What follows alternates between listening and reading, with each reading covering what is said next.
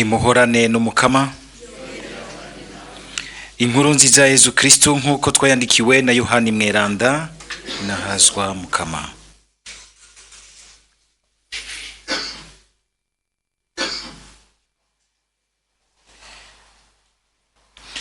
Ngiyi ngingo Yohani yashinze hamwe abayahudi bamurungikira abasaserdoti n'abareviti bavuye i Yerusalemu ngo bamubaze bati urinde. Nawe bivuga uko biri ntiyabihakana, ababwira ati sindi Kristo. Baramubaza rero bati bitese ubaye Eliya? Ati eka sindiwe. Uri umuhanuzi? Abishura toya. Nabo mugira bati none urinde tukaboneraho iryo tuja kwishura abadutumye. None wewe wiyitande? Ati jewe ndijajwi litera kamo mu gahinga kumwe umuhanuzi Izaya bivuga ati nimuringanize inzira y'umukama.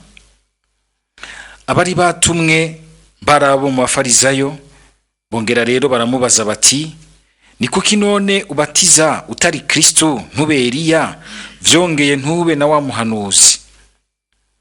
Yohani arabishura ati jewe mbatirisha amazi, ariko hagati yanyu hari uwundi mutazi, ni wazoza ankurikira, sinkwiye no guhamburura imizana y'inkweto ziwe. Ivyo vyose vyabaye i Betaniya hakurya ya Yorodani aho Yohani yabatiririza.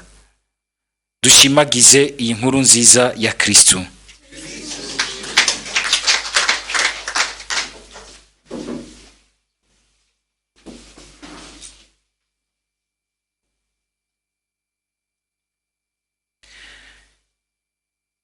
Muri Yezu Kristo niho hasa dushobora kwitahura neza abo turi bo, no gushobora kumutahura tukamutahuza abandi. Muri Kristo niho hasa dushobora kwitahura neza abo turi bo, kandi tugaheza tugafasha n'abandi gushobora kumutahura tudahuba. Nivyo twozirikana muri aya majambo y'Imana yose twumvise.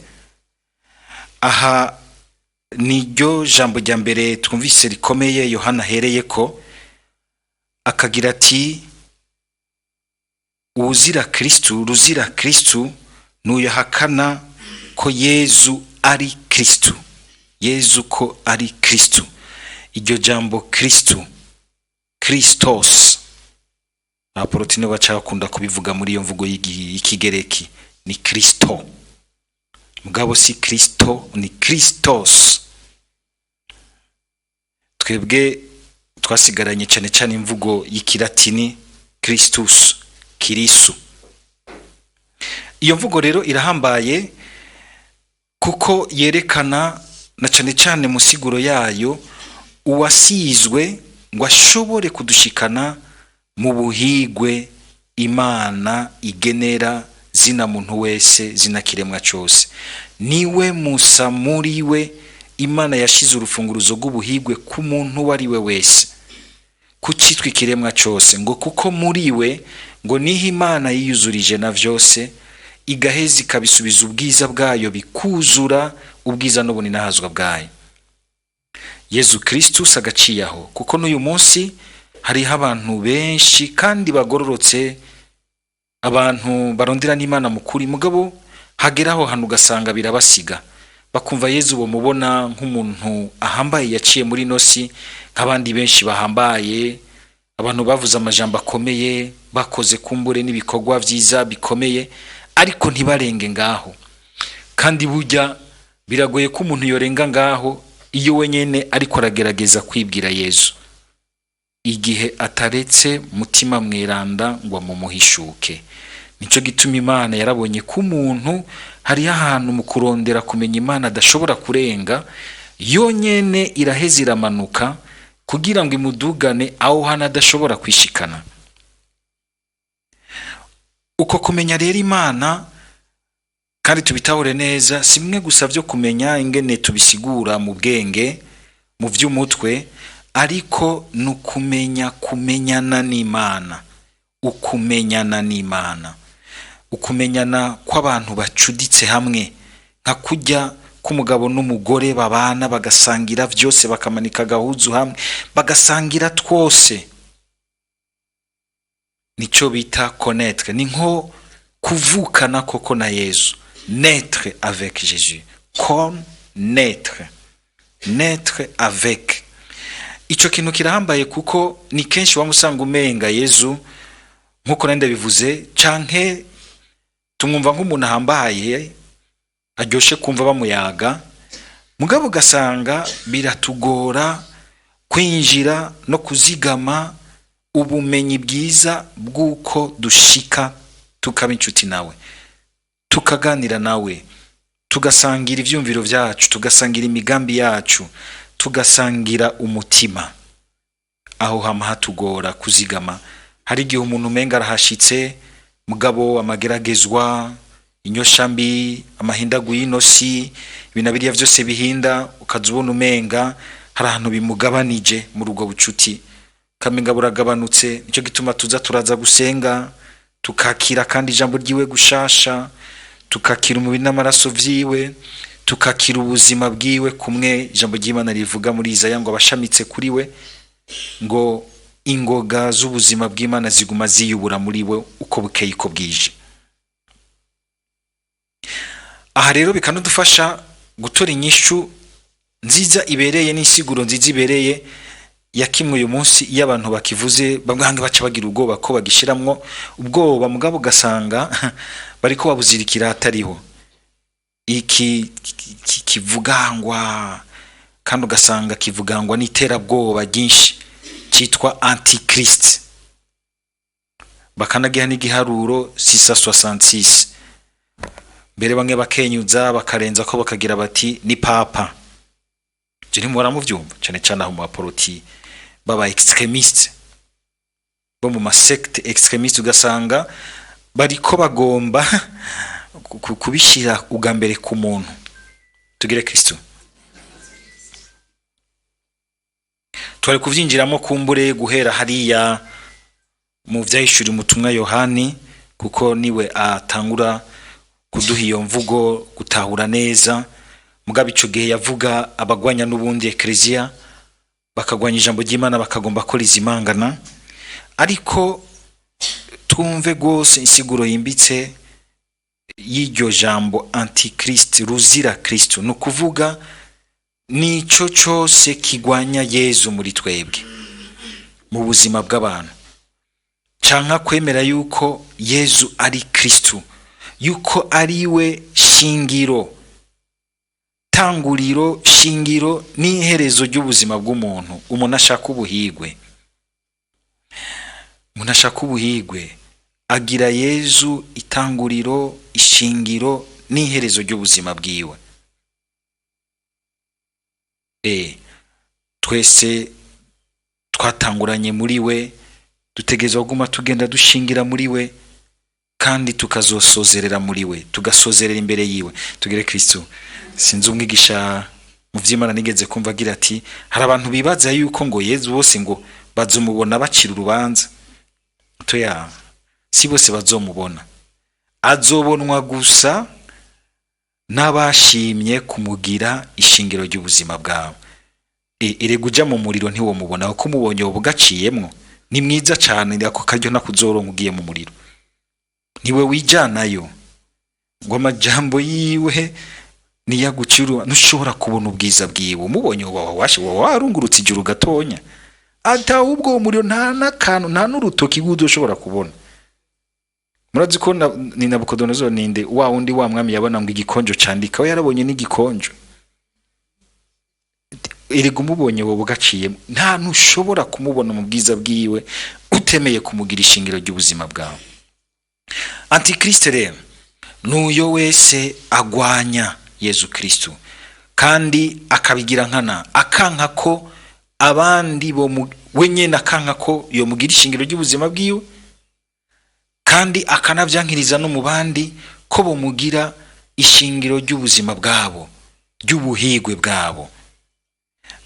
Harababigwanya ku mayeri kugwenge, harabigwanya mu buryo bw'ivyiyumviro, hari abigwanya mu kugwanya ekleziya, mbere bamwe bakagomba no kuyigwanya bayinjiyemwo bakayikoreramwo n'amafuti ahanitse kugira ngo ayitukwe hama bose bate Kristo ntibakurikire Yezu w'ukuri, bacanganye kibwe bata umutwe wa buriyo bava niyo baja. Nico gituma mwumvise Yohana agira ati ngo kubera yuko hari habagomba kubazimiza, ati kandi kugira ngo ivyo mushobore kubitsinda ngo nimugumye ivyo mwigishijwe kuva mbere. Ugasanga Imana yarigeze kukwereka inzira nziza izana namwe ubukiro bwawe, mugabo akagera igihe ukayita kubera ibintu biriya bihindagurika mu buzima, cyangwa kumbure kwera yuko umuntu ashaka kubona ibindi bintu bihanitse cyane, akibagira iyo yavuye, bikamutuma adasubira guhagarara neza mu vyagezemwo ngo amenye iyo yariko araja. Ngo isigwa mwaronse aha anyi Yohani ngomba kuvuga mutima twaronse, wa mutima adatanguranye n'ibi bihe vy'uyu munsi, mugabo yatanguye kuva kera. Hari abandi benshi nk'abaturiko turibuka ba Basile na ba Gregoire Binazianze, bose bagiye baraherekezwa nawe. Nico gituma ekleziya yamiri kwiratugarakana muri ubwo buzima bw'abandi nkatwe, baciye muri ubu buzima bwacu, baciye mageragezwa mwe natwe mbere arengeye, ariko baragumya umutima, baragumya ico bigishijwe, baragerageza kurondera Imana mukuri, kandi Imana iraheze irabiyereka. Yezu ntari kure y'abamurondera, ni twebwe umenga gusa mukungene twiyumva dushobora kumva umenga ari kure yacu, mugabo ari hafi yacu rwose. None rero turaba umwe wese ntahava asanga muri we hari ivyumviro canke ivyifuza intumbero za ruzira Kristo zishobora kumwadukamwo, ntabakigira Yezu Kristo ishingiro ry'ubuhigwe bwiwe, ntabakimugira uwo agenda yerekera mu vy'ubuzima bwiwe bwose. Kandi shetani arashobora kubigira kumera kugwenga ikakureka itibibere mu bisabisho, mugabo hageze gufata ingingo z'ubuzima bwawe zifatira hande, apana kuja kurabira muri Yezu, apana kuja kurabira mu nyigisho z'ekleziya, fatira handi. Mugabo nta kundi, kubera yuko bahava bagutwenga bakavuga turi umupagani, ntiwashize Imana imbere nawe, ja mu bandi nta kibazo, mugabo umutima wawe ivyo ntibyigizeyo. Shetani arashobora kubigira gutyo, kayo kagera nundi ugasanga iyo uri kuramuha bimwe ngo ndaguha imitwe, ngo ndaguha impanuro, ugasanga uri kumuha ibintu bizira Kristo, bibushanye na Kristo, mugaje usohoka kagira uti ngo anti Kristo, ngo mumucunge n'akazi kanyu, ngo ari muri 666. Abantu bagiye banahana ibiharo bitatu, gasanga baguma batinya igiharuro, hagutinya ivyumviro bibuzuyemo. Hari abantu batinya kijya giharuro kubyo nibaza bariko baraharura ibiharuro bakigeze ko baca bagitaruka nkuko menga nicobaho, banakivuza umenga ni 666 yabinjiyemo. Hari n'abageze igihe bakigira ikintu citerabwoba ku buryo bwuko naho wosanga hariho 909 baca bayicurukurura bakabona ko ari 666. Sinzi ngo abantu bigeze ko bariko baraharira bandika igiharuro 6, uri imbere akagira ati ni 9, undi ari ngaha kwino ngo ni 6, barahayira barakwa kumenana imitwe, kubera yuko umwe ahagaze hari undi ahagaze ino, umwe abona ko ari 9 undi abona ko ari 6. Mugabo igihe bagira ati ingo turabire hamwe basi turaba, bacabona yuko ari igiharuro kimwe.